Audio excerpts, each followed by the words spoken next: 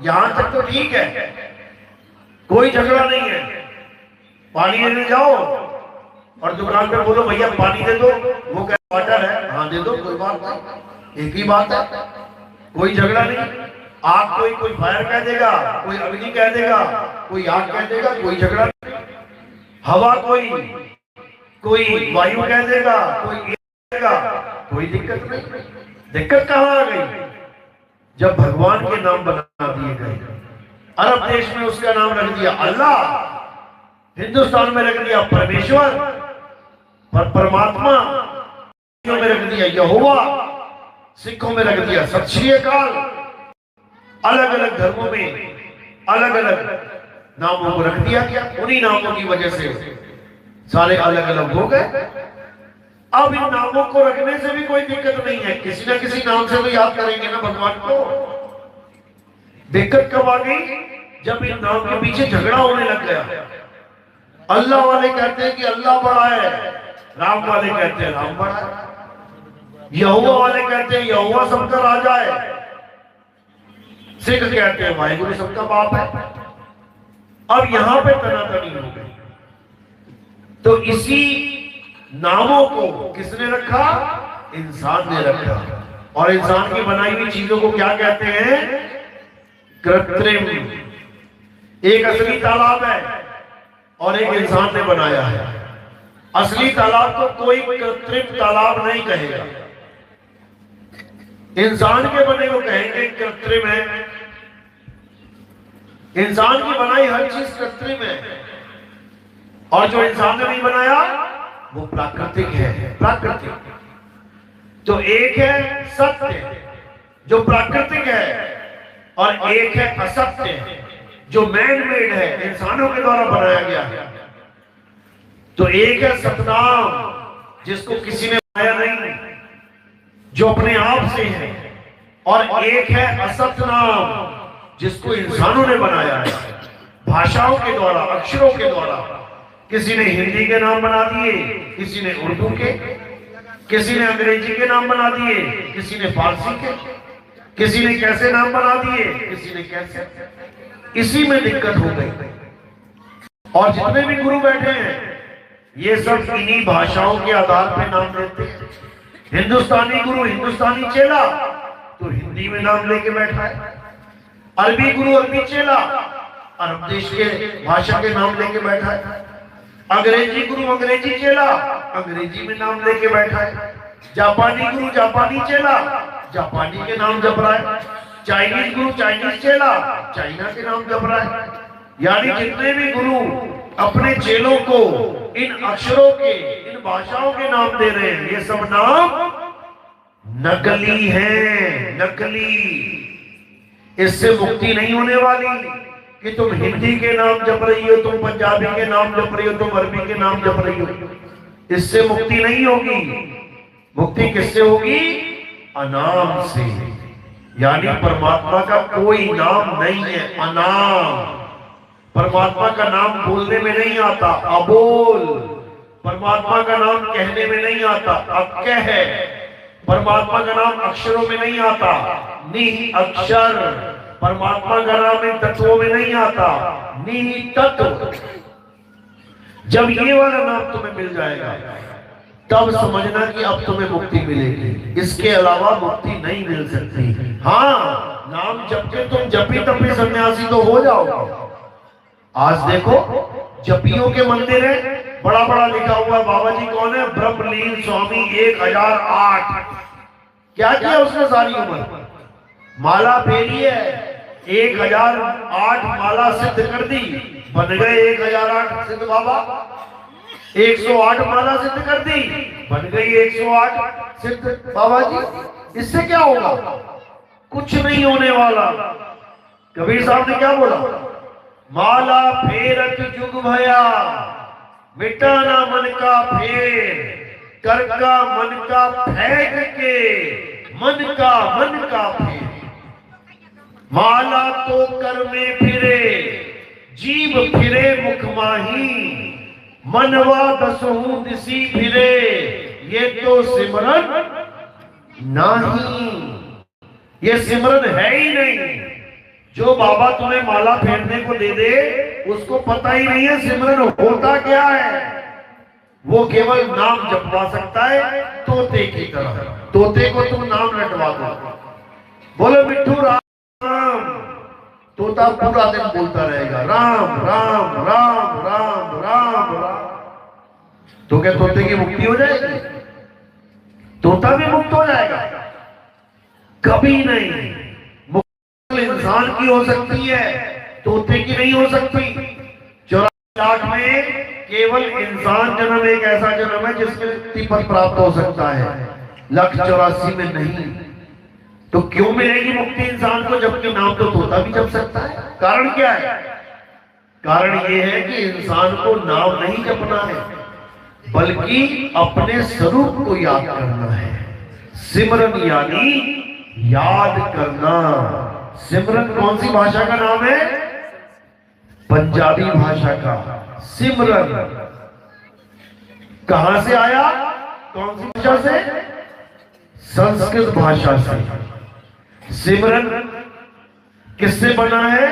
स्मरण से। आधा सा रण, स्मरण, इसी को बना दिया सिमरन। सा में एक ही मात्रा लगा दी, पूरा सा बना के एक ही मात्रा लगा दी। सिमरन आया कहां से? समरण, स्मरण। स्मरण का मतलब याद करना, जपना नहीं। जो बाबा लोग सिमरन की जगह जाप दे देते हैं वो हमारा जन्म बर्बाद करने के लिए आए हैं। हर संत ने सिमरन की महिमा गाई है। कलयुग में एक नाम आधारा, सिमर सिमर नर उतरो पारा। जप जप के नहीं, सिमर सिमर के। बाबा नानक समझा रहे हैं, एक को सिमरो नानका जो जल थल रहा समाए, वाही को क्यों सिमरिए जो जम्मे ते मर जाए। सिमरना है। कबीर साहब कह रहे हैं राम सिमर पछताएगा, मन राम सिमर पछताएगा। पापी जियरा लोभ करत है, अंत काल पछताएगा। मन राम सिमर पछताएगा। सिमरन करना है, जपना नहीं है कि माला पकड़ ली राम राम राम राम राम। ये काम नहीं करना कि माला पकड़ के राधे राधे राधे राधे। ये काम नहीं करना कि माला पकड़ के अल्लाह अल्लाह अल्लाह। ये काम नहीं करना कि माला पकड़ के वाहिगुरु वाहिगुरु वाहिगुरु। ये सब नहीं करना। क्या करना है? सिमरन करना है। सिमरन, सिमरन करो। इसी को ध्यान कहते हैं। यानी परमात्मा का नाम नहीं जपना है, परमात्मा का ध्यान करना है। जिन ही नाम ध्याया, जपा नहीं, जिन ही नाम ध्याया गए मसक्कत घाल। नानक ते मुख उजले केती छूटी ना। कहते हैं उनके मुख जो है उज्जवल हो जाएंगे, उजले। जिसको सिमरन करना आ जाएगा, जो परमात्मा को याद कर सकता है। याद रखो, माला फेरने के लिए तुम्हें अलग से टाइम निकालना पड़ेगा, 1 घंटा 2 घंटा 3 घंटा। और याद करने के लिए तुम्हें समय ही नहीं निकालना पड़ेगा। तुम 24 घंटे मालिक को याद कर सकते हो। तुम्हें अपने बच्चे से प्यार है, तुम सारे काम भी करते रहो और तुम्हारा ध्यान बच्चे में भी रहेगा। यानी अलग से भक्ति करने के लिए 1 मिनट भी नहीं निकालना पड़ेगा तुम्हें। बैठे हुए हो तो भक्ति चल रही है, खड़े हुए हो तो भक्ति चल रही है, साइकिल चला रहे हो तो भक्ति चल रही है, बाइक चला रहे हो तो भक्ति चल रही है, ऑफिस का काम कर रहे हो भक्ति चल रही है, खेतों में काम कर रहे हो भक्ति चल रही है, रविदास जी महाराज जूते गांठ रहे हैं भक्ति चल रही है, कबीर साहब कपड़े बुन रहे हैं भक्ति चल रही है। अलग से कुछ करने की जरूरत ही नहीं। तुम्हें देख के कोई पहचान ही नहीं सकता कि तुम भक्ति करते भी हो कि नहीं।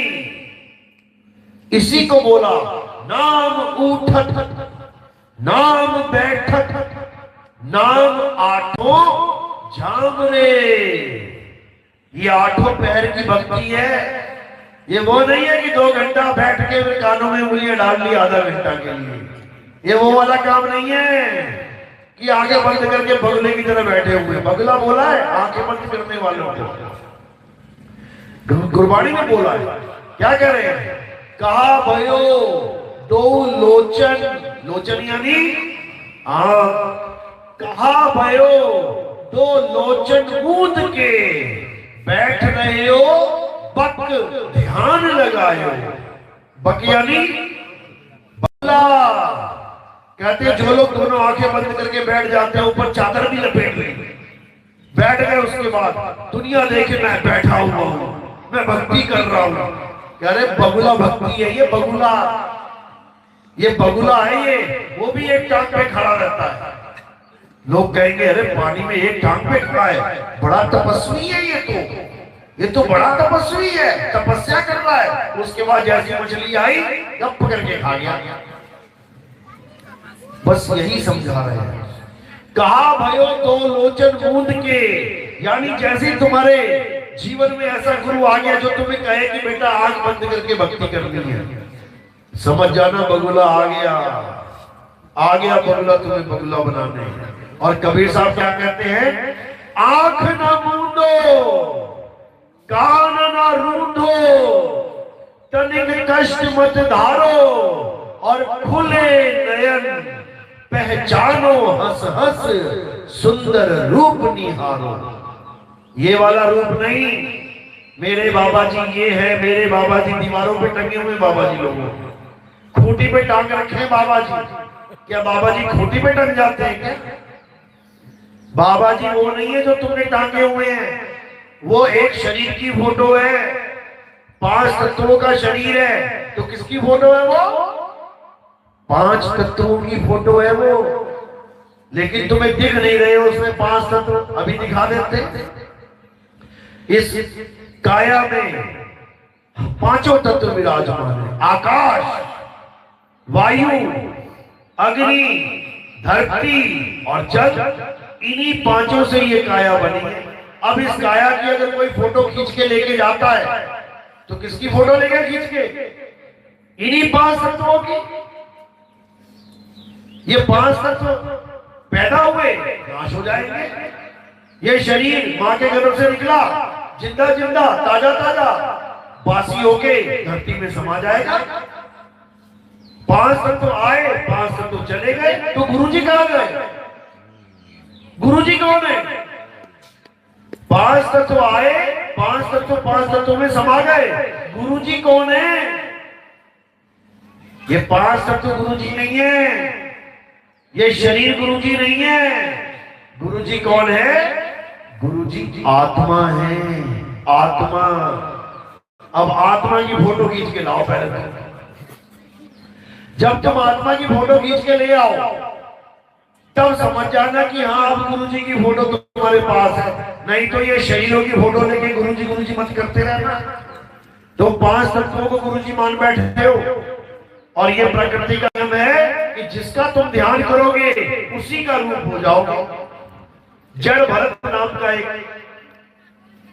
ऋषि था, सारी उम्र नाम जपता रहा, राधे राधे राम राम, जो भी उसको दिया गुरुजी सारी उम्र जप जप करता रहा, सारी उम्र पूजा पाठ करता रहा, सारी उम्र वेद पुराण पढ़ता रहा।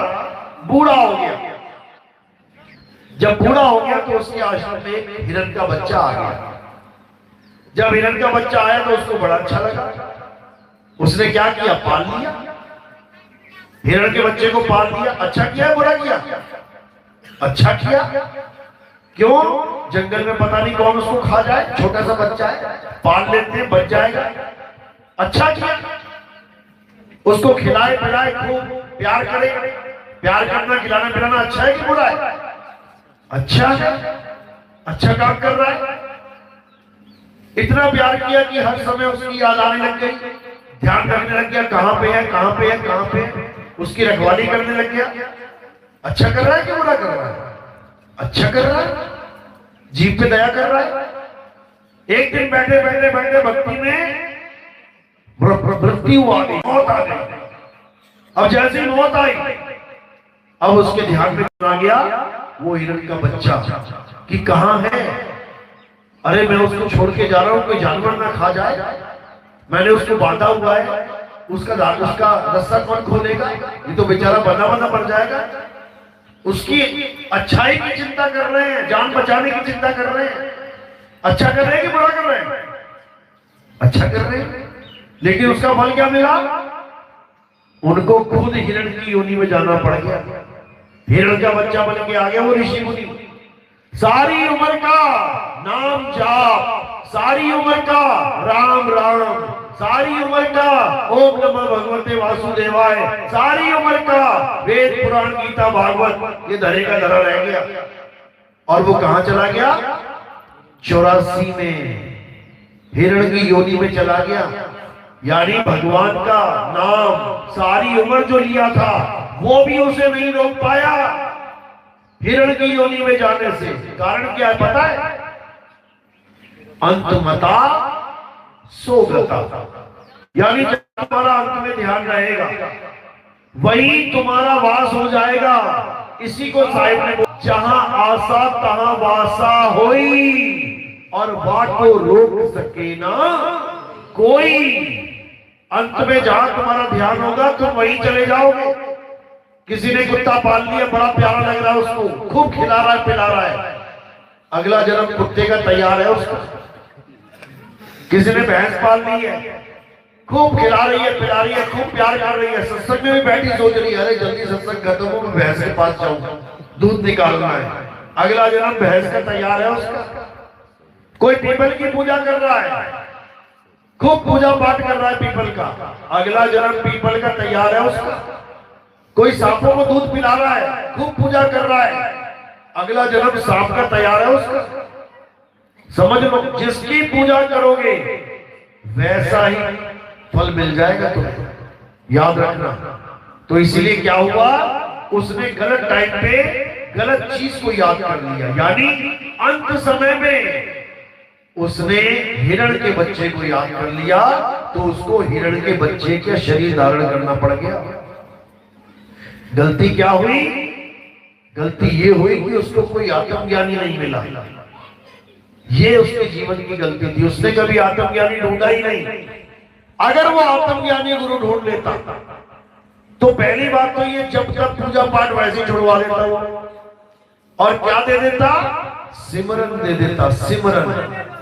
सारा जाप छुड़वा देता और सिमरन लखा देता, मंत्र जाप छुड़वा देता और आत्मा का सिमरन, परमात्मा का सिमरन लखा देता। उससे क्या होता?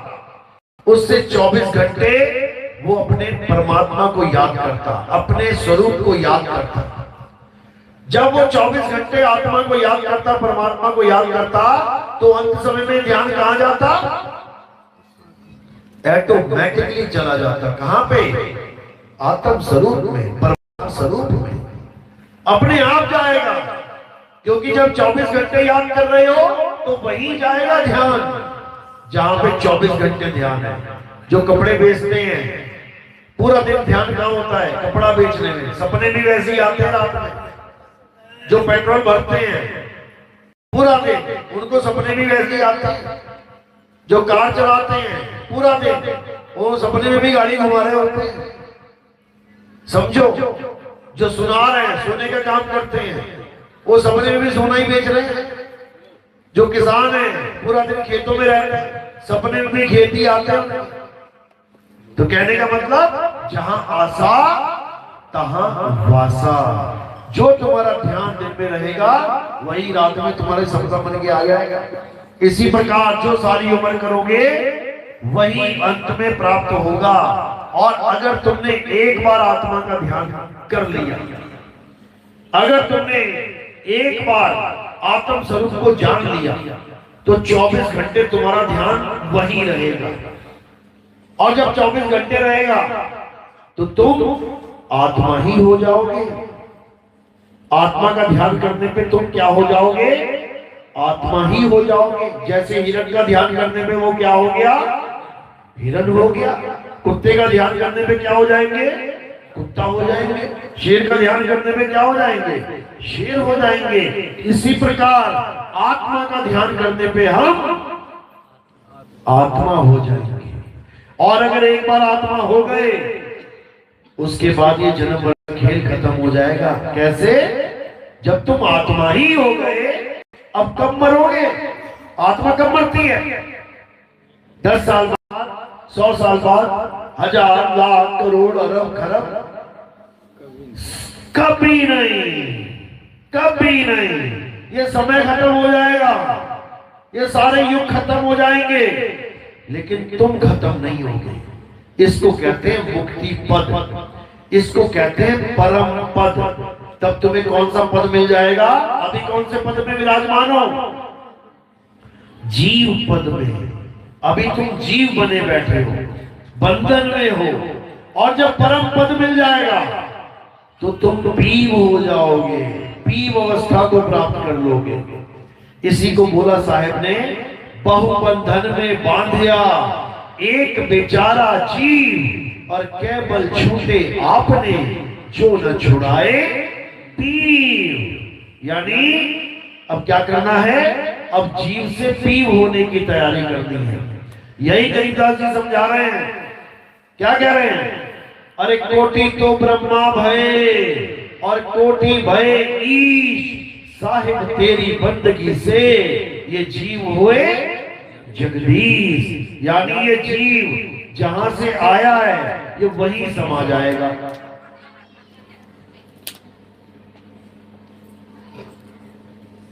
कहां से आया है? ये परमात्मा के घर से आया है। ये उस सिंहासन से उतर के आया है। ये सिंहासन पे बैठा हुआ था, ये नीचे उतर के आके भिखारी बन गया। कबीर साहब समझा रहे हैं, जैया जन्म मुक्ता हता तैया हता न कोई, और छठी तुम्हारी है जगह। अरे तू कहां चला भिगोए? कह रहे हैं छठी तुम्हारी है जगह। यानी 5 तत्वों से परे छठे तत्व में तू विराजमान था, लेकिन तू उसे छोड़ के इन 5 तत्वों में आके फंस गया। अब इन 5 तत्वों में आके फंस गया तो जीव कहला रहा है। इन 5 को छोड़ के जब छठे में समाएगा, ये फिर पीव कहलाएगा। इसमें और परमात्मा में कोई अंतर नहीं रह जाएगा। अपने सिंहासन को छोड़ के हम भिखारी बन के बैठे हुए हैं यहाँ पे। अब क्या करना है? वापस सिंहासन पे चढ़ जाना है। वापस सिंहासन पे चढ़ जाना है। कैसे चढ़ेंगे? कबीर साहब समझा रहे हैं, अब तो जाए चढ़े सिंहासन, मिले हैं सारंग पानी, राम कबीरा एक भय है, कोई न सके पहचाना। यानी जब तुम सिंहासन पे जाओगे और उस परम पद को प्राप्त करोगे, तो राम कबीरा एक भय हैं। तब ये जीव और पीव एक हो जाएंगे। इसी को गुरु ग्रंथ साहब ने बोला है, तो ही मोही मोही तो ही अंतर कैसा, कोई अंतर नहीं। कनक कटिक जल तरंग जैसा, सोने में और सोने के कंगन में कोई अंतर है क्या? समुद्र में और समुद्र की लहरों में कोई अंतर है क्या? दोनों पानी है, लहरें भी पानी है, समुद्र भी पानी है, लेकिन लहरें चल रही है, समुद्र अचल है। लहरें गिनी जा सकती हैं, समुद्र एक ही है। बस इतना सा फर्क है। लहरें कैसे उत्पन्न हुई? वायु का साथ लेके।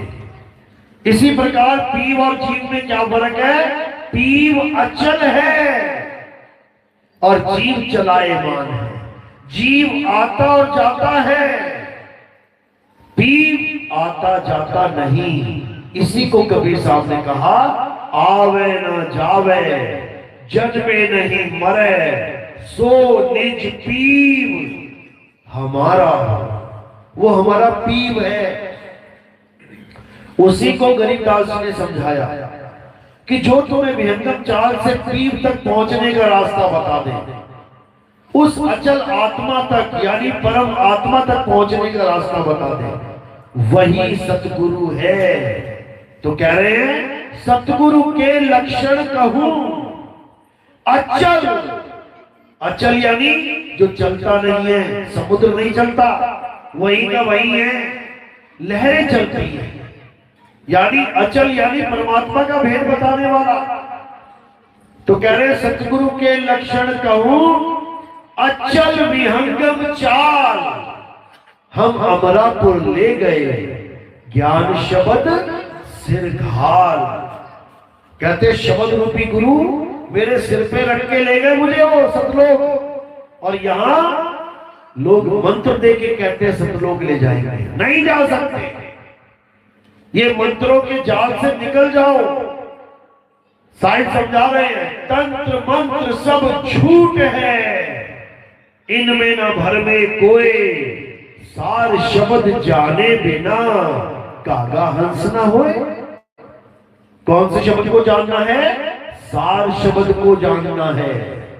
इन हिंदी के शब्दों को नहीं कि सुबह से शाम तक हिंदी जप रहे हो, निरंजन ओंकार अनकार सोन सतराम सत्पुरुष अकाल पुरुष शब्द स्वरूपी राम, राम राम राधे राधे ओम नमो भगवते वासुदेवाय, ये सब हिंदी भाषा के नाम है, हिंदी नाम जप रहे हो तुम। तो क्या कह रहे हैं? इन तंत्र मंत्र को त्याग दो। नाम है जप में, ना तप में, ना एकांत निवास में। कह रहे हैं मैं किसी मंत्र जंतर से मिलने वाला नहीं। अरे तुम्हारा पर्स खो जाए कहीं घर में तो कौन सा मंत्र है पर्स ढूंढने के लिए? कौन सा मंत्र जपोगे तुम्हारा पर्स मिल जाए? पर्स जपोगे क्या? तुम्हारी अंगूठी कहीं खो गई घर में तो क्या जपोगे? अंगूठी तब मिलेगी? बिल्कुल नहीं। नाम जपना है ही नहीं, नाम जपना तो छोड़ना है। एक नाम को जान के अरे दूजा दे बहा दे उसको गंगा नदी में, जैसे हटिया बहाता है ये नाम भी बहा दे। लेकिन कब? जब सतनाम को जान ले। एक नाम को जान के अरे दूजा दे बहा, और चंचल से निहिचल भया, नहीं आवे नहीं जा। चंचल यानी जो हिलता डुलता रहता है, जैसे बंदर है, बहुत चंचल है, टिकेगा नहीं कभी। देख लेना कभी तो चंचल से निहिचल यानी अचल हो जाओगे। उस एक नाम को जान के, उस सत्य नाम को जान के अचल हो जाओगे। इसलिए बोला सत्य नाम को सुमिर के जप के नहीं कि तुम सुबह से शाम तक नाम जप रहे हो, सतनाम सतनाम सतनाम सतनाम सतनाम, और सोच रहे तुम्हारी मुक्ति हो जाएगी। मुक्ति नहीं होगी। 84 चले जाओगे, 84 में चले जाओगे। समझ लो सांप ने तुम्हें काट लिया, अब सांप के कांटे की दवाई का नाम जपो तुम बैठ के, तो क्या होगा? मर जाओगे। दवाई का नाम नहीं जपना है, दवाई खानी है। जब प्यास लगती है तो क्या करते हो? पानी का नाम जपते हो। पानी का नाम नहीं जपना है, पानी पीना है। इसी प्रकार अगर तुम्हें परमात्मा चाहिए तो परमात्मा का नाम नहीं जपना है, परमात्मा को ढूंढना है। मोको कहां ढूंढे रे बंदे, मैं तो तेरे पास में। जपना नहीं है, ढूंढना है। तो कहां ढूंढना है? ना मंदिर में, ना मस्जिद में, ना काबे कैलाश में। यहां पर ढूंढने चले जाना। कहां पे? ना मंदिर में, ना मस्जिद में, ना काबे, ना कैलाश में। यहां मत चले जाना गलती से। तो कह रहे ना मंदिर में, ना मस्जिद में, ना काबे कैलाश में, ना मैं जप में। नाम मत जपने लग जाना। ना मैं जप में, ना मैं तप में, और नहीं एकांत निवास में। कोई नाम नहीं जपना, कोई तपस्या नहीं करनी। क्यों? क्योंकि तपो राज राजो नरकम। तपस्या करने से राज मिलता है, और राज करने से बुद्धि भ्रष्ट होती है, और कहां चले जाते हैं? नरक में। तो इनडायरेक्टली तपस्या करने का मतलब है नरक में चले जाना। नाम जपने का मतलब है नरक को प्राप्त हो जाना। इसलिए कबीर साहब जप और तप का खेल ही खत्म कर देते हैं। ना कोई नाम जपना है, ना ही कोई तपस्या करनी है। ना मैं जप में, ना मैं तप में, ना एकांत निवास में, खोजी हुए तुरंत मिल जाऊं। तुरंत क्यों मिल जाऊं? क्योंकि दूर है ही नहीं, बिल्कुल पास में है। अब जो वस्तु मेरे पास में है, चाहे आगे है, पीछे है, दाएं है, बाएं है, अगर मुझे बताने वाला मिल जाए वो कहां पर है, तो मुझे अभी मिल जाएगी एक पल में। तो कह रहे खोजी हुए तुरंत मिल जाऊं, एक पल की तलाश में। जिसको 40-40 साल से, 50-50 साल से तुम ढूंढ रहे हो, अभी एक पल में मिल जाएगी, एक पल में। लेकिन उसके बाद कहे कबीर सुनो भाई साधो, मैं तो हूं विश्वास में। बता तो मैं एक पल में दूंगा परमात्मा कहां है, लेकिन उसके बाद तुम्हें पूर्ण विश्वास करना पड़ेगा। गुरु पे विश्वास करना पड़ेगा, गुरु की एक एक बात पर विश्वास करना पड़ेगा, गुरु की बताई भक्ति पे विश्वास करना पड़ेगा। क्योंकि बताने के बाद कि परमात्मा कहां है, उसको पाने की भी विधि बताई जाती है। मैंने बता दिया कि धरती के नीचे पानी है, सच बोल रहा हूं कि झूठ? धरती के नीचे पानी है कि नहीं? अभी बताया ना, एक पल में पता लग गया। तो क्या पानी एक पल में मिल जाएगा पीने को? अभी पता लग गया ना, खोज खत्म हो गई। पूरा भटक रहे थे, कहां है पानी, कहां है पानी। गुरुजी को फोन किया, गुरुजी पानी तो मिल नहीं रहा। अरे जहां तू खड़ा है उसी के नीचे पानी है। अब बताओ कहां जाओगे, कहां जाओगे? खोज खत्म, मिल गया। अब जाने की जरूरत नहीं है कहीं, अब पाने की जरूरत है। जाना खत्म और पाना शुरू। अब लेके आओ कुदाल, अब लेके आओ बोरिंग मशीन, अब बोर करो पूरे विश्वास के साथ कि मेरे गुरु ने बताया है कि जहां मैं खड़ा हूं उसी के नीचे पानी है, पक्का मिलेगा। अविश्वास मत करना। पता लगा 100 फुट पानी नीचे है और तुमने 50 फुट खोद के क्या बोला? अरे झूठ बोल रहे हैं गुरुजी, मिट्टी निकल रही है यहां, तो कहीं और खोद लेता हूं। वहां भी 50 फुट खोदा, अरे मिट्टी निकल रही है, यहां भी नहीं है। बेटा पूरा जन्म खोदता ही रह जाएगा, फिर खोदता ही रह जाएगा। उसके बाद खरगोश बनेगा, फिर खोदता ही रह जाएगा, 84 में चला जाएगा। तो क्या करना है? अब टिक के गुरु के वचन पे विश्वास करके उस जुगती को लगा देना है, तुमने अपने जीवन में अप्लाई कर देना है। इसी को कहते हैं कि नाम जाप से मुक्ति नहीं होती। मुक्ति कैसे होती है? जुगती से मुक्ति होती है, जुगती से। ये कैसे आया वचन? किसने बोला ये जुगती से मुक्ति होती है? एक कहानी है इसके पीछे, सुना देते हैं। एक बार एक तोता था। तोता मंदिर के पास बैठता था। पंडित जी उसको दाने देते थे, प्रसाद देते थे, तोता खा लेता था। पंडित जी कहते थे राम राम बोल, राम राम। तोते ने राम राम बोलना सीख लिया। अब वो जहां जाए राम राम राम राम राम राम, बड़ा मशहूर हो गया पूरे गांव में, पूरे शहर में। राजा को पता लगा, राजा को पता लगा तो कहते पकड़ के लेके आओ। वो तोते को पकड़ के राजा के दरबार में ले आए, राजा ने अपने पास रख लिया शयन कक्ष में।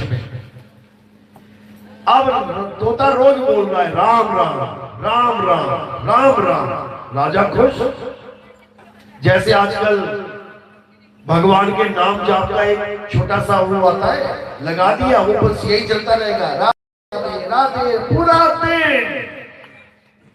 पूरा दिन ओम नमः शिवाय, या वो गायत्री मंत्र का आता है, पूरा दिन चलता रहेगा ओम भूर्भुवः स्वः, पूरा दिन। घर में कोई है नहीं है, वो चलता ही रहेगा। कोई सुनने वाला है नहीं, ये चलता ही रहेगा। चोर आके चोरी भी करके लेके जाए, वो चलता ही रहेगा, वो चलने के लिए बनाया हुआ है। ऐसी तोता भी चालू हो गया, पूरा दिन राम राम राम राम।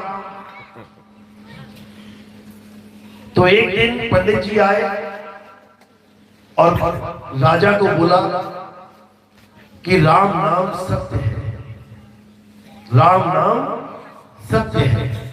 राजा ने पूछा इससे क्या होता है राम नाम जपने से? कहते इससे मुक्ति हो जाती है, सारे बंधन टूट जाते हैं, राम नाम सत्य है। तो राजा ने सोचा कि ये तोते को भी रटवा दिया जाए, अकेला राम राम करता है, अब राम नाम सत्य है बोलेगा।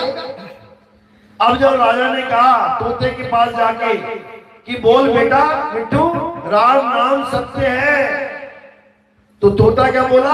राम नाम झूठ है, राम नाम झूठ है। क्यों? पंडित जी की बात सुन ली थी कि राम नाम से क्या होता है, मुक्ति मिल जाती है। कहता मैं तो फंसा ही राम नाम के चक्कर में हूं, मैं तो राम राम बोलता था इसीलिए बंधन में पड़ा, और राम राम बोल के भी बंधन में ही हूं, मेरी तो मुक्ति हुई नहीं, झूठ बोलता है। अब लगा तोता बोलने राम नाम झूठ है, राम नाम झूठ है। अब जो भी आए वो सुने राम नाम झूठ है, बड़ा हैरान परेशान, राजा भी परेशान, कैसा तोता पाल लिया, राम नाम झूठ है बताता है।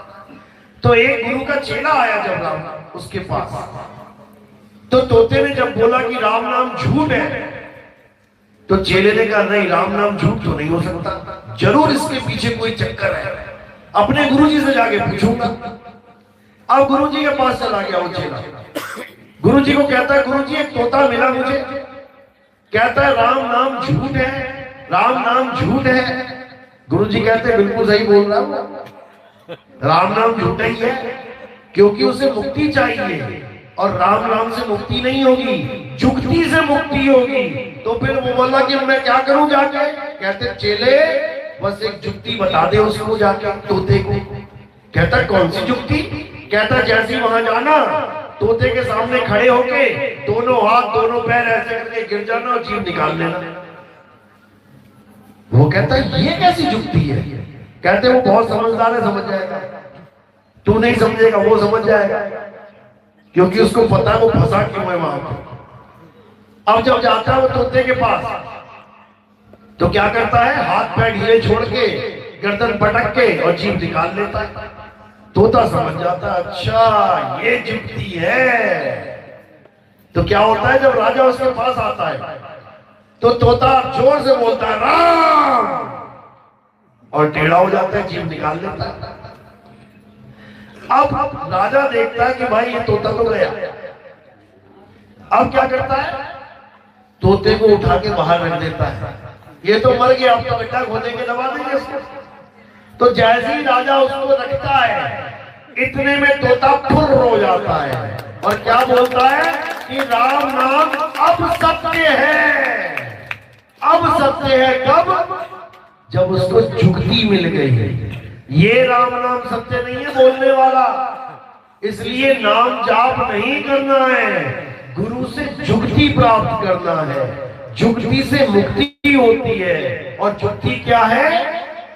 याद करना जुक्ति है। यानी जिसको कभी नहीं देखा उसको कैसे याद करें? ये कोई लड़का बच्चा तो है नहीं कि मैंने अपने पिताजी को देखा, मैंने अपने नाना को देखा, दादा को देखा तो मैं याद कर लूं। परमात्मा को याद कैसे करूं? परमात्मा को याद करने का तरीका क्या है? ये केवल भेदी गुरु ही जानता है। वो क्या करेगा? तुम्हारे सारे नाम छुड़वा देगा। छोड़ दे 4 नाम, 5 नाम, 10 नाम, 20 नाम, और क्या कर? परमात्मा को याद कर। कैसे कर?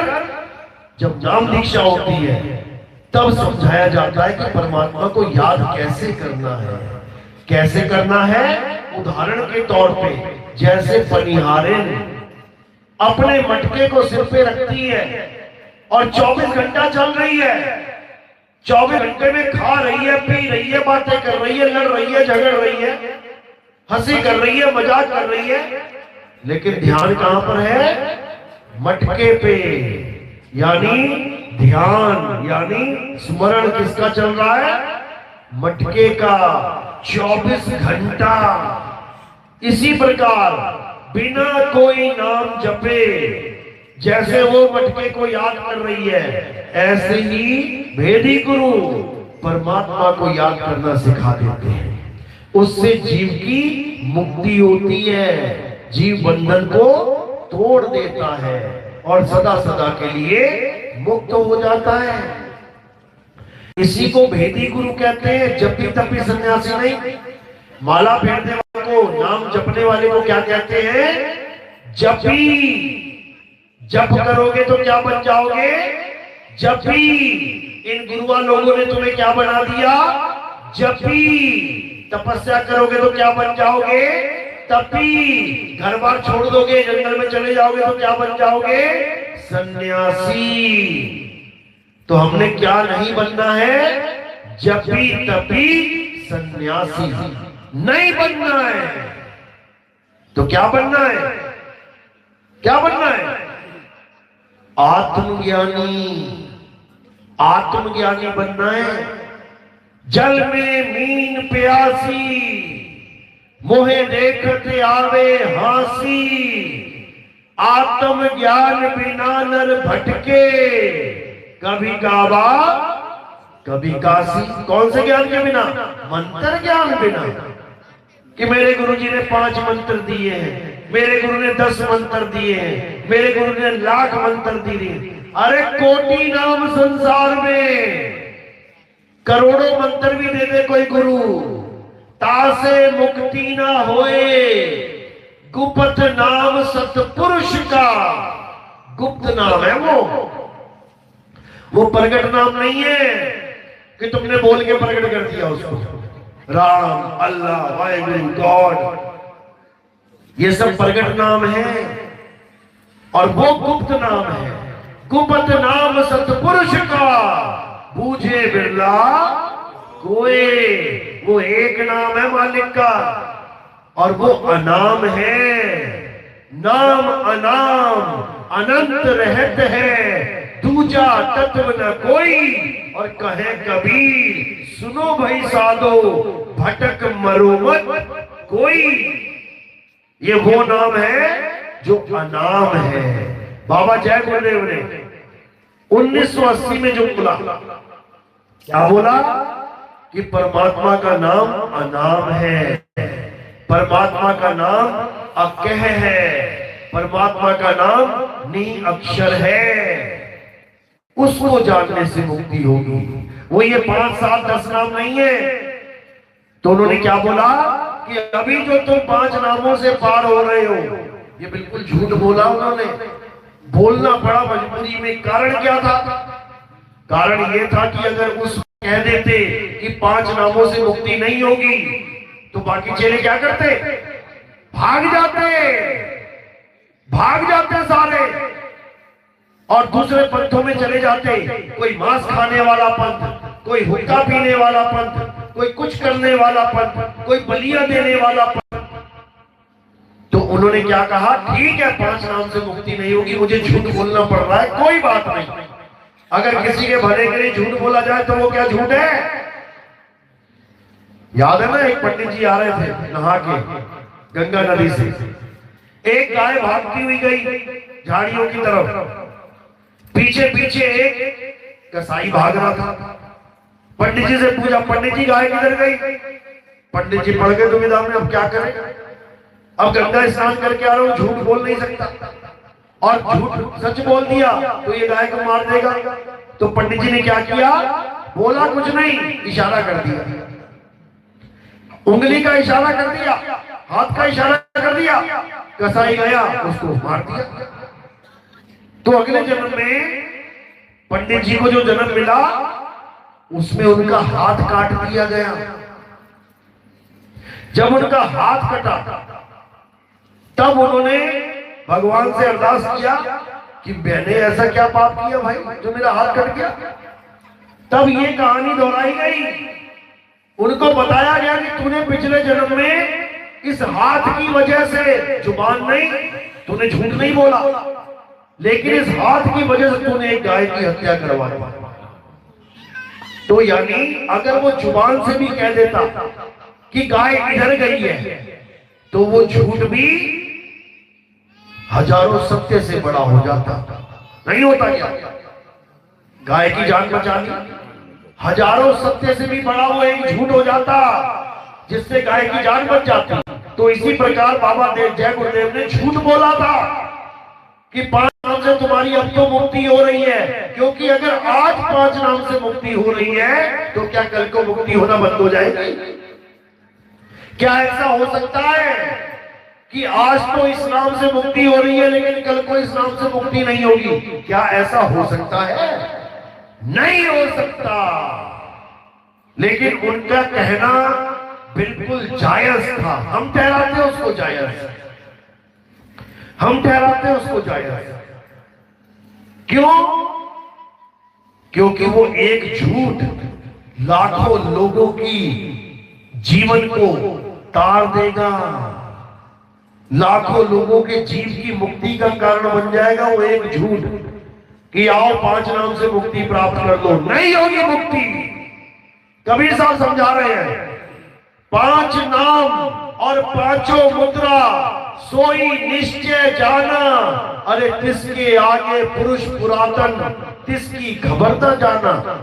साधु सिद्ध त्रिदेव आदि सब इन 5 शब्द में अटके, मुद्रा साध रहे घट भीतर फिर औंधे मुंह लटके। मना कर दिया साहिब ने कि 5 नामों से मुक्ति नहीं होगी, 5 ध्यान से मुक्ति नहीं होगी। अनहद नाद 5 प्रकार की आवाजों से, मृदंग, शंख, बीड़ा, बांसुरी नहीं होगी, क्योंकि ये 5 तत्व का खेल काल भगवान का है, ये काल का जाल है। कबीर सागर ने क्या लिखा है? अनहद बाजा जम का थाना, 5 तत्व करे घमसाना। अनहद बाजा विधि विधि बाजे, सार शब्द न्यारी धुन गाजे। वो एक न्यारी धुन है। अनहद बाजा कान बंद करके सुनाई देगा और न्यारी धुन बिना कान बंद किए ऊपर से आएगी, ऊपर से।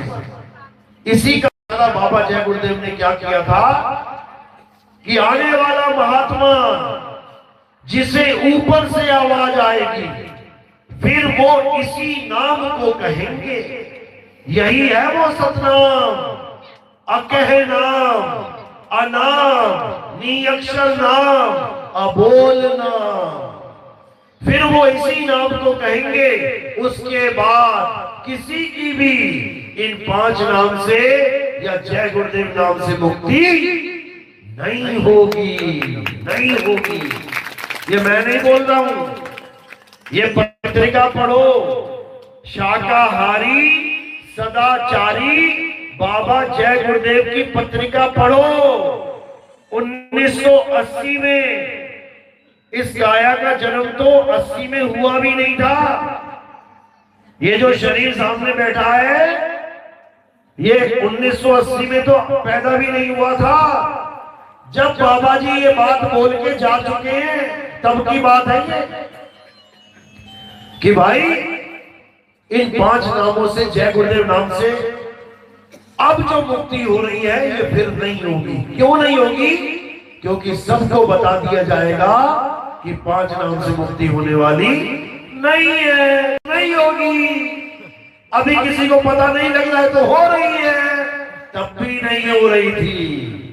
समझ लो, इसीलिए अब क्या करना है, अब 5 नाम, 7 नाम, 10 नाम, 20 नाम छोड़ो और क्या करो, अपने आत्म स्वरूप से खुद को जोड़ो। असली नाम जो मुक्ति का दाता है वो शब्द स्वरूपी राम है, शब्द गुरु है। उसी के लिए बोला कि सत्य स्वरूपी नाम साहिब का, सो निज नाम हमारा। हमारी मुक्ति आत्म ज्ञान से होगी। आत्मा कितनी है? आत्मा कितनी है तुम्हारे पास? एक ही है ना, उसी से होगी। इस जीव की मुक्ति उस एक आत्मा से होगी, ये 5 नाम 10 नाम से नहीं होगी। तो इसी को बोला साहिब ने कि जब लगना चीनोगे आत्म, तब लगना मिली है परमात्मा। जब तक आत्मा को नहीं चीनोगे तब तक परमात्मा मिलने वाला नहीं है। क्यों? क्योंकि परमात्मा तुम्हारी आत्मा में विराजमान है। आत्म में राम, राम में आत्म, चीनस गुरुमुख विचार। कैसे विराजमान है?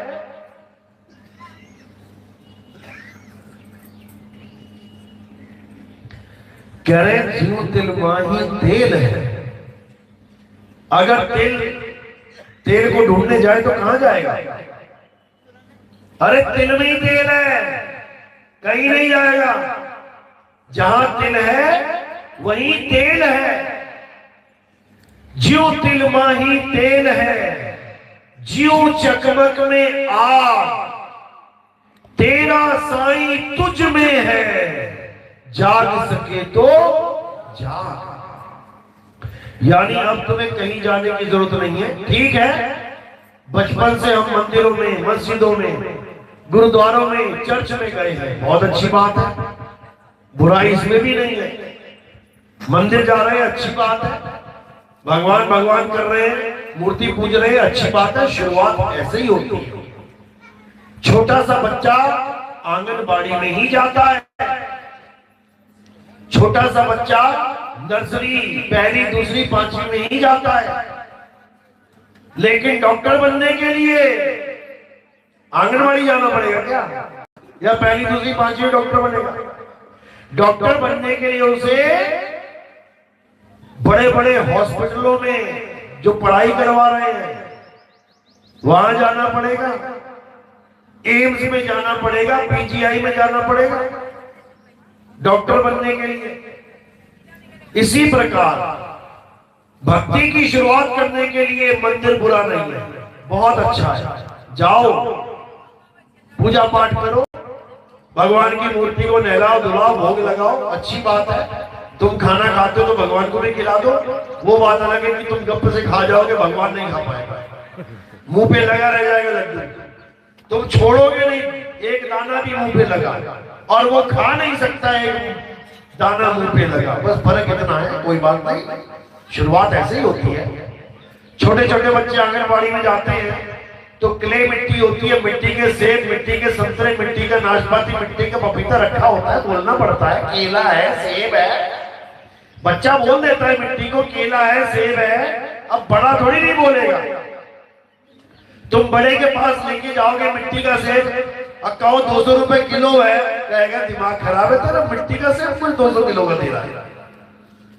वो कभी मिट्टी के सेब को असली सेब नहीं कहेगा। लेकिन छोटा बच्चा क्या कहेगा देखते ही? एप्पल, मिट्टी बोलेगा। इसी प्रकार देवी देवताओं की पूजा मिट्टी की पूजा है, पत्थरों की पूजा है। छोटा बच्चा भगवान मान सकता है उसको, ठीक है, राम जी है, कृष्ण जी है, खूब साफ सफाई करेगा, बढ़िया धोएगा, नहलाएगा, धुलाएगा। लड्डू गोपाल को कृष्ण जी मान लेगा, जबकि क्या है, पीतल है। पीतल का कृष्ण जी बना दिया, पीतल का ही लड्डू बना दिया। बताओ, पीतल का भी लड्डू होता है ना? कृष्ण जी पीतल के, ना लड्डू पीतल का, लेकिन मान लिया क्योंकि बच्चा है। कहां से? शक्ल से नहीं, अकल से। शरीर से तो बहुत बड़ा है, लेकिन विवेक बुद्धि से बहुत छोटा है। इन्हीं लोगों के लिए गीता में क्या बोला? अध्याय 7 23वां श्लोक, हे अर्जुन, जो देवी देवताओं की पूजा करते हैं वो अल्प बुद्धि जीव है, अल्प बुद्धि निर्बुद्धि नहीं बोला, ऐसा नहीं बोला कि बिल्कुल ही बुद्धि नहीं है। अल्प यानी छोटी, थोड़ी, कम से कम भगवान भगवान कर रहा है। अब बिल्कुल बुद्धि ना हो तो नास्तिक बन जाता। इसलिए छोटी बुद्धि है लेकिन ठीक है, बच्चों के लिए इतना बहुत है। तो शुरुआत एक बहुत अच्छी है। मुसलमान भाई है, नमाज पढ़ने जा रहा है, बहुत अच्छी शुरुआत है। अल्लाह अल्लाह कर रहा है 5 टाइम, बहुत अच्छी शुरुआत है। सिख भाई है, गुरुद्वारे जा रहा है, बहुत अच्छी शुरुआत है। वाहिगुरु वाहिगुरु कर रहा है, सोच रहा है भगवान मिल जाएगा, बहुत अच्छी शुरुआत है। ईसाई भाई चर्च में जा रहा है, बहुत अच्छी शुरुआत है, सोच रहा है प्रेयर कर करके भगवान मिल जाएगा, अच्छी बात है, नहीं मिलेगा लेकिन शुरुआत अच्छी है। लेकिन अंत क्या है? क्योंकि शुरुआत का अंत भी तो होना चाहिए। तुम घर से बाहर निकल रहे हो, पहला कदम तुमने सड़क पे रखा, तो ये तो मार्ग है, ये तो रास्ता है, ये तो शुरुआत है। मंजिल क्या है? जाना कहां है? उसको जानना है। तो मंजिल क्या है? मंजिल आत्म ज्ञान है। इसलिए साहिब ने कहा आत्म ज्ञान बिना नर भटके। तुम घर से तो निकल गए, लेकिन तुम्हें पता नहीं है कहां जाना है। अब क्या करोगे? अब भटको बेटा, भटकते रहो, पता ही नहीं है कहां जाना है। कई लोग घर छोड़ के निकल जाते हैं, घर छोड़ के निकल गए, नहीं रहूंगा इस घर में, निकल गए, अब आगे कोई ठिकाना नहीं है। तो क्या करते हो? वो बेचारे सड़कों पे घूमते रहते हैं, जंगलों में घूमते रहते हैं, क्योंकि उनकी कोई मंजिल नहीं है। लेकिन ज्ञान की मंजिल है। ज्ञान की शुरुआत कहां से होती है? मंदिर, मस्जिद, गुरुद्वारे, चर्च से। और ज्ञान का अंत कहां होता है? आत्मज्ञान पे। आत्मज्ञान पे यानी खुद को जानने पर ज्ञान का अंत हो जाता है। क्योंकि खुद को जानने के बाद पता लग जाता है जो तू सो हम।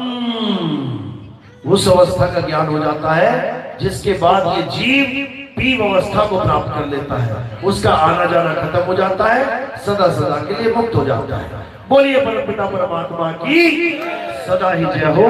साहिब भक्त की संतान, किसी का कोई सवाल है तो हाथ खड़ा कर दो, क्योंकि शंका समाधान बहुत जरूरी है। हम बहुत से गुरुओं के प्रवचन सुनते हैं, कोई कुछ बता के चला जाता है, कोई कुछ बता के चला जाता है, कोई इतना कंफ्यूजन हो गया है, इतना भ्रमित हो गया ये इंसान की इसको समझ में नहीं आता कि सत्य क्या है, झूठ क्या है। लेकिन परमात्मा की कृपा से विवेक जाग जाने पर आप ये पता कर सकते हैं कि क्या सच और क्या झूठ है। ये तब होगा जब विवेक जागेगा। किसी भाई का, किसी बहन का कोई सवाल है तो हाथ खड़ा कर सकता है। कोई भी सवाल, भक्ति से रिलेटेड कोई भी सवाल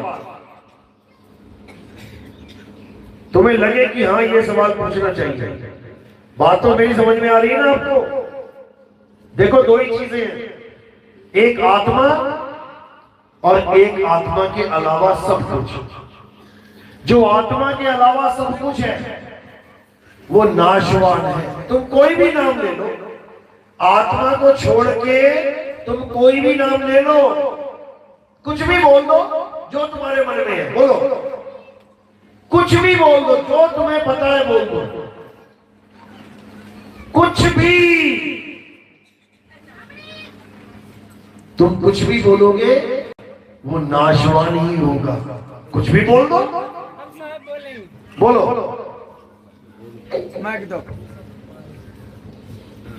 साहेब जी से विनती है हाँ। कि अंत में चर्चा आपने आत्मा पे आके रुक गए हैं। मैं आपसे निवेदन करता हूँ आत्मा के बारे में पूर्ण रूप से हमें जानकारी दें। बहुत अच्छी बात है, ये जानकारी अभी तक आत्मा की दे रहे थे। आत्मा के अलावा अब कोई कहे परमात्मा, आत्मा भी है उसमें। कोई कहे जीवात्मा, आत्मा है उसमें। जहां आत्मा लग गया अविनाशी है। ऐसा नाम बताओ जिसमें आत्मा ना लगे। तुम कुछ भी बोल दो, तुम भगवानों के नाम ले लो, कृष्ण जी, तीर लगा कि नहीं लगा? लग गया ना? आत्मा के लग जाएगा क्या? तीर लगा, कृष्ण जी के शरीर की मृत्यु हो गई, आत्मा के तीर लगेगा तो मर जाएगी क्या? पहली बात तो लग ही नहीं सकता, मरना तो बहुत दूर की बात है। तुम कहोगे राम जल समाधि हुई है, जल में शरीर गया तब जाके जल में शरीर का नाश हुआ, और जो दिखाते हैं कि कोई उड़ता हुआ जा रहा है वो सूक्ष्म शरीर है। अभी लोगों को इतना भी नहीं पता है कि जल में शरीर जाने का मतलब ही नहीं था, अगर वो सीधे उड़ सकते होते तो जल में क्यों जाते, सीधे उड़ जाते। ये बहुत बड़ा सवाल होता है लोगों का कि हमने रामायण देखी है, उसमें राम जी गए थे पानी में और उसके बाद वो उड़ते हुए ऊपर चले गए। अरे उड़ते हुए ऊपर जाना था तो सीधे ही उड़ जाते, तो पानी में जाने की क्या जरूरत थी? वो शरीर उड़ता हुआ नहीं गया जो पानी में गया था। कौन सा शरीर गया? सूक्ष्म शरीर। यमराजा किसको पकड़ता है? सूक्ष्म शरीरों को। और स्थूल शरीर कहां पड़ा होता है? घर में। एक बच्चा मुझे बोला कि ये सारे पुराण सब झूठ है। मैंने कहा क्यों भाई? कहता मैंने गरुड़ पुराण पढ़ा था, उसमें यमराज आता है, 4 लोगों को साथ लेके आता है, यमदूतों को, और खूब मारता लेके जाता है जो मर जाता है। मैं सुबह से देख रहा हूँ पापा जी यही बैठे पड़े हुए हैं, ना कोई यमराज आया ना कोई यमदूत आया, किसी ने उनको मारा नहीं, कोई उनको उठा के लेके नहीं जा रहा है। ये कहानियां मुझे लग रहा है झूठ है। अब वो बच्चा है बेचारा छोटा सा, उसको नहीं पता कि उसका पापा कौन है। उसके पापा को मारा जाएगा तो कौन से शरीर में मारा जाएगा? जैसे तुम सो जाते हो, शरीर तुम्हारा बेड पे पड़ा होता है, जो शरीर बेड पे पड़ा होता है उसका क्या नाम है? स्थूल शरीर। और जो सपने में शेर भालू के आगे भाग रहा होता है, जो सपने में जूते खा रहा होता है लोगों से, जो सपने में मार खा रहा होता है, जो सपने में नाच रहा होता है, जो सपने में प्यार कर रहा होता है, वो कौन सा शरीर है? सूक्ष्म शरीर। तो यमराजा किसकी पिटाई करता है? सूक्ष्म शरीरों की। तो राम जी का स्थूल शरीर कहां गया? पानी में। और कौन सा शरीर निकल गया ऊपर? सूक्ष्म शरीर। कृष्ण जी का कौन से शरीर में तीर लगा? स्थूल शरीर में। और कौन सा शरीर निकल के गया? सूक्ष्म शरीर। इन अज्ञानियों को इतना भी नहीं पता और बातें करते हैं बड़ी बड़ी, हम बड़े धर्म योद्धा हैं। तुम्हें कुछ नहीं पता धर्म के बारे में, कुछ नहीं पता तुम्हें शरीरों के बारे में। और केवल 2 शरीर नहीं है कि स्थूल और सूक्ष्म ही है। कितने शरीर है? 6 शरीर है। 6 शरीर कौन कौन से? स्थूल, सूक्ष्म, कारण, महाकारण, कैवल्य और हंस। 6 शरीरों में भ्रमण करती है ये जीवात्मा। एक से ही पार नहीं पा रहे, 6 जाल बन रखे काल भगवान ने। इन 6 के 6 शरीरों को, जाल को तोड़ने का एक ही मंत्र है, और वो क्या है? आत्मा को जान लो।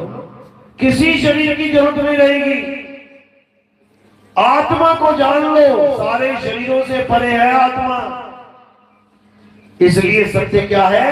हे अर्जुन, आत्मा ही सत्य है। आत्मा के अलावा हर चीज झूठी है, हर चीज। इसी आत्मा को जानना सत्य सनातन धर्म कहलाता है। सत्य सनातन धर्म वो नहीं है कि पत्थर पूजोगे सनातनी हो गए, मंदिर मस्जिद पूजोगे सनातनी हो गए, नदियां नाले पूजोगे सनातनी हो गए।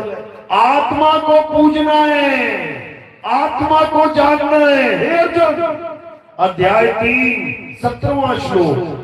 हे अर्जुन, जो अपनी आत्मा में रमण करते हैं, जो अपनी आत्मा में तृप्त हैं, जो अपनी आत्मा में संतुष्ट हैं, उनके लिए कोई धार्मिक कर्म कर्तव्य लागू ही नहीं होता।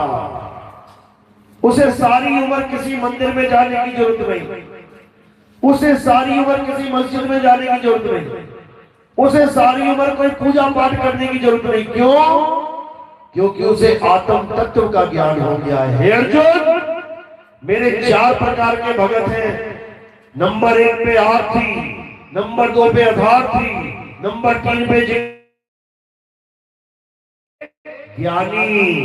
ये 3 भी मेरे भगत है, लेकिन लो लेवल के। लेकिन जो मेरा ज्ञानी भगत है, जो मुझे तत्व ज्ञान से जानता है, वो मेरा ही रूप है। यानी मुझ में और उसमें कोई फर्क नहीं रह जाता। मैं और वो एक ही हो जाते हैं। तो हमने इस अवस्था को प्राप्त करना है, जो तू सो हम। कैसे प्राप्त होगा? आत्म ज्ञान से। आत्म ज्ञान से, मंत्रों जंत्रों से नहीं। छोड़ दो इन मंत्रों को, छोड़ दो इन 5 नाम को, छोड़ दो इन 5 प्रकाश को, छोड़ दो इन 5 धुनों को और सहारे लग जाओ। एक नाम, एक भाषा, एक झंडा। बाबा जय गुरुदेव बोल के गए थे कि आने वाले महात्मा का एक नाम, एक भाषा, एक झंडा होगा। खुद 5 नाम देते थे और महिमा एक नाम देने वाले की आगे चले गए। इससे सच्चा संत कौन हो सकता है बताओ? जो मंच में बैठे हुए हैं और महिमा आने वाले, भविष्य में आने वाले महात्मा की गा रहे हैं, ऐसा निर्भय संत कौन हो सकता है बताओ? मैं सत्संग में बैठा हूं, मैं बोलूं कि आने वाला महात्मा 20 साल 50 साल बाद आने वाला महात्मा, वो मैं नहीं हो सकता। फिर वो कोई और है, वो कोई और है। इसी तरह बाबा जय गुरुदेव के चेले सोच रहे हैं कि बाबा जय गुरुदेव कलयुग में सतयुग लाएंगे, ये झूठ है। उन्होंने नींव रखी है, लेकिन कलयुग में सतयुग लाने वाला कोई और है, जिसकी महिमा गा के गए हो। तो वो कौन है? वो बंदी छोड़ कबीर है। वो है, वही है जो कलयुग में सतयुग ला सकते हैं। और किसी माई के लाल में दम नहीं है जो कली काल को हरा सके। याद रखो, इसलिए बोला गया है जय कबीर कली दुख हरण सदा नवौ शीश। कली दुख हरण यानी कली काल का जो जाल है, उसको केवल कबीर साहब तोड़ सकते हैं और कोई नहीं तोड़ सकता। बाकी सब तो उसका नाम जप रहे हैं। साहिब समझा रहे हैं, बचना चाहो काल जाल से तो चीनो शब्द हमारा, और कहे कबीर अमर कर राखूं सो निज होए हमारा। ये कबीर साहब ने कबीर सागर में बोला था कि मैं वापिस आऊंगा। कैसे आऊंगा? क्या बताया था? धर्मदास जी को बोला उन्होंने, इतना मोटा ग्रंथ है, खरीद लेना जाके। क्या बोले? 12 पंथ काल फुरमाना, भूले जीव न जाए ठिकाना, 13वें पंथ हम ही चले आए, सब पंथ मेट के एक पंथ चलाए। यानी मैं वापिस आऊंगा और इसी मूल ज्ञान को जो अभी छुपाने का हुक्म दे रहा हूं मैं, किसे? धर्मदास जी को। क्या कह रहे हैं? धर्मदास मेरी लाख दुहाई, ये मूल ज्ञान बाहर ना जाई। मूल ज्ञान को तुमने गुप्त रखना है और क्या बताना है? पवित्र ज्ञान। यानी किससे कहानियां सुनाते जाओ, काल ऐसा था, माया ऐसी थी, 3 गुण ऐसे थे। तो कह रहे पवित्र ज्ञान तुम जग में भाखो, मूल ज्ञान को बच कर राखो।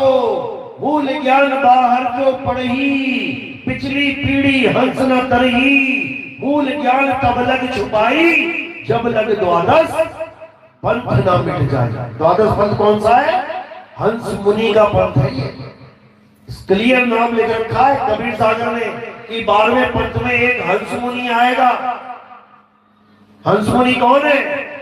जेल में बैठा हुआ है हंस मुनि, जो अपने आप को कबीर कहाएगा, जो कहेगा मैं ही कबीर हूं, जो बड़े बड़े चमत्कारों का दावा करेगा, कैंसर ठीक कर दूंगा, एड्स ठीक कर दूंगा। कौन बोल रहा है? वही हंस मुनि बोल रहा है। 600 साल पहले कबीर सागर में ये सारा लिखा जा चुका है। वही हंस मुनि का खेल जब खत्म होगा तो कहते हैं 13वें पंथ का उजागर होगा। कब होगा? 11 अक्टूबर 2018 को उसी हंस मुनि को जेल हो गई। कौन सी जेल? उम्र कैद की जेल। 11 अक्टूबर 2018 को रामपाल जी महाराज की बात कर रहा हूं मैं, और ये हंस मुनि, उसको जेल हुई। 12वें पंथ का खात्मा और 13वें पंथ का उजागर। 13 ही तारीख को, 13 अक्टूबर 2018 को हमारा YouTube चैनल बना और इस 13वें पंथ की दोबारा से नींव रखी गई। दोबारा से क्यों बोल रहे हैं? क्योंकि 13वें पंथ की नींव मदन साहिब के द्वारा रखी गई थी। जब मदन साहिब और कबीर साहब की वार्तालाप हुई संवत 1943 में, तो मदन साहब को कबीर साहब ने क्या बोला? एक ग्रंथ छपा हुआ है, 1986 में छपा था। 1986 में छपा था। कहां छपा था? बड़ैया आश्रम में, जौनपुर में, यूपी में। उस ग्रंथ का नाम क्या है? अभिनंदन। क्यों रखा गया उस ग्रंथ का नाम अभिनंदन? क्योंकि अभिनंदन कहते हैं स्वागत को, स्वागत। उसका नाम कबीर वाणी, कबीर ज्ञान, कबीर ये, कबीर वो क्यों नहीं रखा गया? अभिनंदन ही क्यों रखा गया? क्योंकि उस ग्रंथ में कबीर साहब मदन साहब को वादा कर रहे हैं कि दोबारा फिर वापस आऊंगा मैं और इसी ज्ञान को पूरे संसार में उजागर कर दूंगा। कैसे करूंगा? क्या बोला मदन साहिब को? कहते हैं चौथी गद्दी हुई अवतारा, डंका बाजी सब संसारा, मेरी बात साच कर मानो, मदन समझ अपने मन मानो, चौथी गद्दी का विस्तारा, डंका बाजी सब संसारा, हम उनके सिर बैठब आई और वासे पार कोई नहीं पाई।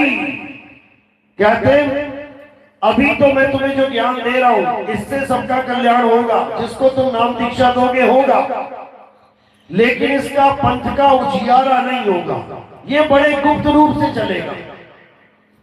बस जो जीव आएंगे जिज्ञासु जीव, उनकी मुक्ति होती जाएगी। तुम देते जाना नाम दीक्षा। लेकिन एक समय ऐसा आएगा जब इसी पंथ में एक साधु आएगा और उसके सिर के ऊपर मैं बैठूंगा जाके। तब जब ये ज्ञान प्रचार होगा तो पूरी दुनिया में ये प्रचार होगा। हिंदू, मुस्लिम, सिख, ईसाई सब में ये प्रचार होगा। पंडित, मौलवी, काजी सब में भी प्रचार होगा। ऊंची जात, छोटी जात, बड़ी जात, छोटी जात सब में ये प्रचार होगा और सब एक झंडे के नीचे आ जाएंगे। ये कौन से ग्रंथ में लिखा हुआ है?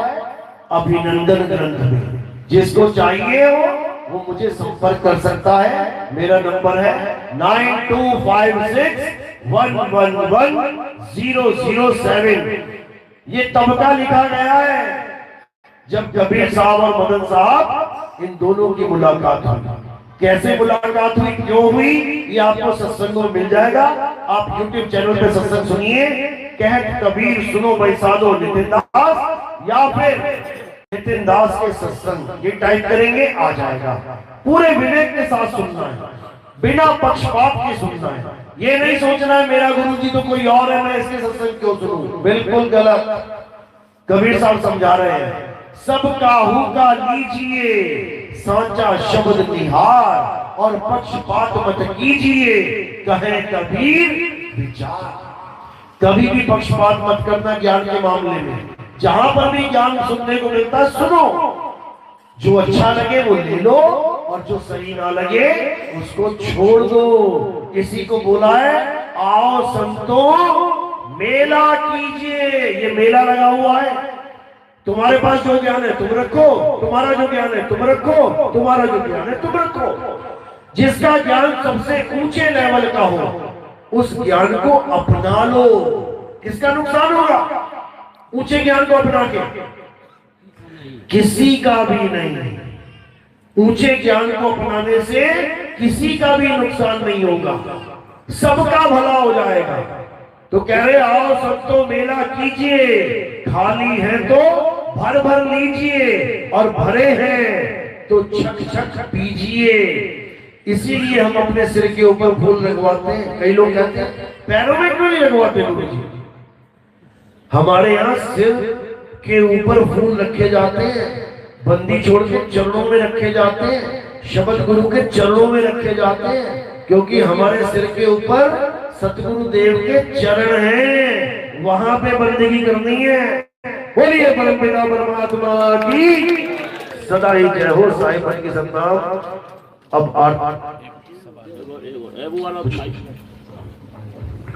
एक सवाल और है, बहुत अच्छी बात है। हेलो, चेतन सत्ता के संबंध में मार्गदर्शन करें। चेतन सत्ता नाम में ही उसका अर्थ छुपा हुआ है। चेतन सत्ता यानी जो चेत जाए, जो चेत सके वो चेतन है, और जो चेत ना सके वो अचेत है। दो वस्तुएं हैं, एक जड़ और एक चेतन। जड़ और चेतन के द्वारा ही संसार निर्मित होता है। ये जितने भी लोग बैठे हैं ये सब जड़ और चेतन का मिश्रण है। जड़ क्या है? ये शरीर। और चेतन क्या है? तुम्हारी सूरत, जिसको हम आम भाषा में, संतों की भाषा में भी जीव कह देते हैं। जीव यानी चेतन, और काया यानी जड़ शरीर। दोनों के मेल से क्या बन जाता है? ये हमारा जन्म हो जाता है। जड़ और चेतन आपस में मिल जाते हैं। इसी को साहिब ने समझाया, जड़ चेतन का करे निबेड़ा और कहे कबीर सो हंस है मेरा। बंधन क्या है? भवबंधन क्या है? यही जीव, अविनाशी जीव एक काया छोड़ के दूसरी काया को पकड़ लेता है। इसी को बंधन कहते हैं, इसी को बार बार जन्मना मरना कहते हैं। जीव की मृत्यु नहीं होती, पहले याद रखो इस बात को। जीव अमर है, शरीर अमर नहीं है। इसलिए आता है ईश्वर अंश जीव अविनाशी। अविनाशी का मतलब जो कभी ना मरे। जीव अमर है, लेकिन जीव की पूजा नहीं होती। हमारे यहाँ जीव की पूजा नहीं होती। क्यों? क्योंकि जीव भव बंधन में है, बहु बंधन में बांधिया एक बेचारा जीव। सोचो, शरीर जड़ है, जड़ में जीव रूपी चेतन बंधा हुआ है। सोचो, चेतन को किसने बांध दिया? जड़ ने बांध दिया। सोचो, वैसे चेतन बांध सकता है जड़ को। तुम बांध सकते हो पत्थर को, अभी रस्सा लो पत्थर बांध दो, लेकिन पत्थर तुम्हें नहीं बांध सकता। जड़ चेतन को नहीं बांध सकता, चेतन जड़ को बांध सकता है। लेकिन यहां क्या हुआ पड़ा है? उल्टा हो गया काम। यहां चेतन को जड़ पकड़ के बैठा है, केवल भ्रमवश। ये भ्रम है। असल में चेतन ने जड़ को पकड़ रखा है।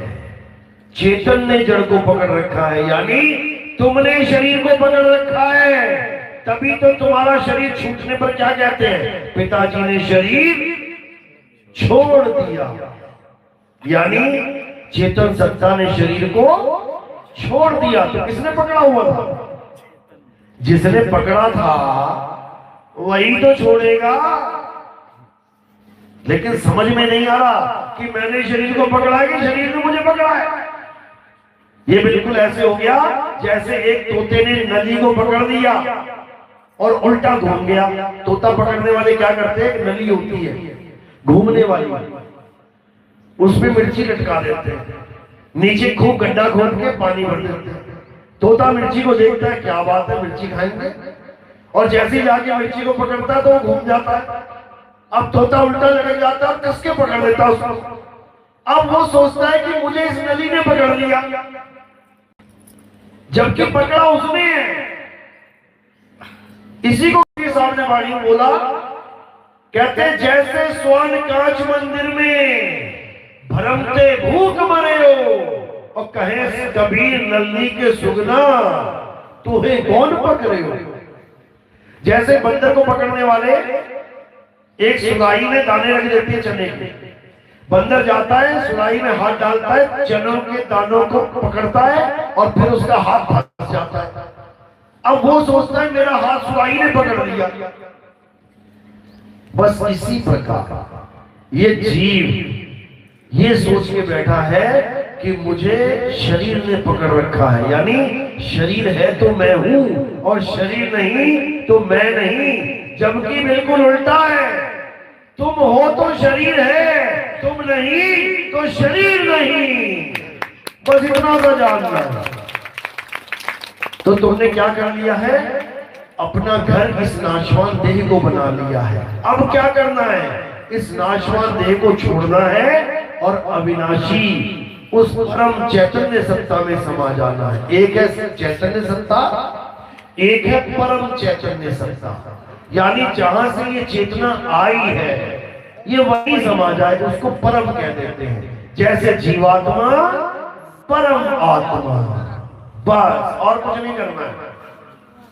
एनर्जी सोर्स ऑफ एनर्जी, किरण सूर्य, तरंग समुंदर, बस अपना घर ढूंढ लो कहां पे। तो कह रहे रहना नहीं देश बेगाना है, ये धरती कागज की पुड़िया, बूंद पड़े भूल जाना है। ये संसार झाड़े और झाखड़, उलझ पुलझ मर जाना है। कहे कबीर सुनो भाई साधो, सतगुरु नाम ठिकाना है। जो नाम दिया जाता है असल में वो नाम नहीं होता, वो मंत्र जंत्र नहीं होता। जो नाम दिया जाता है वो तुम्हारा ठिकाना है, उसी में समाना है। सुरत समाए शब्द में, भाग को काल न खाए, और जाप मरे अजप मरे, अनहद भी मर जाए। इस जाप को, अजपा को, अनहद को त्याग दो और सार शब्द से अपनी सूरत को जोड़ दो, तब तुम्हारा कल्याण हो जाएगा। बोलिए परमपिता परमात्मा की सतनाम साहिब की। एक सवाल और आ गया, प्रश्न हमको करना है। हाँ जी, हाँ जी, मिलेगा।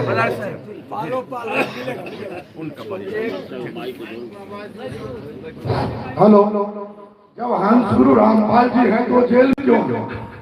इनका डिटेलिंग किया जाए पहले। 12वें पंथ का जो कालदूत है उसका विवरण है कबीर सागर में कि उसका नाम है हंस मुनि। ये दो शब्दों का मेल है, हंस और मुनि। इसमें राज छुपा हुआ है। हंस का मतलब है कबीर साहब का हंस, और मुनि का मतलब है मंत्र जपने वाले, जपी मुनि तपी सन्यासी। यानी वो ऐसा मिलावट कर देगा ज्ञान में, यानी देखने में लगेगा वो हंस है। क्यों? कबीर साहब की फोटो लगा रखी है, गरीबदास जी की फोटो लगा रखी है, और सत साहिब बोल रहा है, कबीर वाणी दिन रात पढ़ रहा है, तो लगेगा कबीर साहब का ही हंस होगा।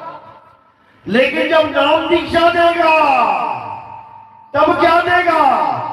जपो कलिंग, जपो हरियम शरियम सोहम। ये कौन है? ये देवी देवताओं के नाम है। यानी बातें तो कबीर कबीर की करेगा, कबीर ऐसे कबीर वैसे, और जब नाम दीक्षा देगा तो देवी देवताओं के नाम पकड़ा देगा, मंत्र जंतर पकड़ा देगा। इसीलिए दोनों नामों को एक साथ फिट करके इसका नाम कबीर साहब ने रखा है हंस मुनि। हंस मुनि, जो देखने में हंस लगेगा लेकिन सारे काम मुनियों वाले। दीपक भी जलवा देगा फोटो के आगे। बताओ कबीर साहब ने कब कहा कि जड़ फोटो के आगे, जड़ मूर्ति के आगे माथा टेको? कबीर साहब कहते हैं पाथर पूजे हरि मिले तू मैं पूजू पहाड़। तो क्या करवा रहे हो? पत्थर पुजवा रहे हैं, फोटो पुजवा रहे हैं, कैलेंडर पुजवा रहे हैं। तो कबीर साहब क्या जड़ पूजा नहीं है भाई, कबीर साहब क्या शब्द गुरु की पूजा है। हम फूलों को भी सिर के ऊपर रखवाते हैं क्योंकि शब्द गुरु के चरणों में विराजमान हो जाए, शब्द गुरु की पूजा हो। इस काया की पूजा नहीं करनी है, ये काया नाशवान है। हम शब्द के पुजारी हैं, हम शब्द के ध्याता हैं, हम शब्द को मानने वाले हैं। कबीर साहब भी शब्द के पुजारी हैं। एक आरती में आता है अविनाशी की आरती गावे सत्य कबीर। तो बताओ लोग कह रहे हैं कबीर कबीर कबीर, वो कह रहे हैं अविनाशी की आरती करो। अविनाशी कौन है? शपथ गुरु अविनाशी है, जो जीव को पीव की अवस्था का ज्ञान दे देते हैं। तो अब इसी को समझना है। अब आरती होगी, आरती में क्या करना है?